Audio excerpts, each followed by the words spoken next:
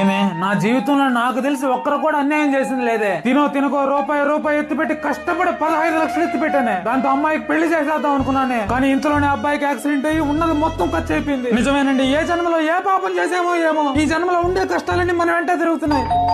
ఏమే ఆ బ్యాంకు వాళ్ళు ఈఎంఐ కోసం వచ్చినట్టున్నారు. నన్ను అడిగితే లేడని చెప్పు. ఎవరు? ఏమ్మా వెంకటేశ్వర్లు ఉన్నాడా? ఆయన లేడండి. ఉన్నాడు లేమ్మా. అరే వెంకటేశ్వర ఎవరు? ఎరా మర్చిపోయావా? గుర్తు రావట్లేదు. ఎవరో వంగ పెట్టుకుతానంటే అన్ని గుర్తొస్తాయి. వంగ పెట్టుకుతానంటే అన్ని గుర్తొస్తాయి నీకు. అరే పెంచలే 4 ఇలా ఎలా ఉన్నావురా?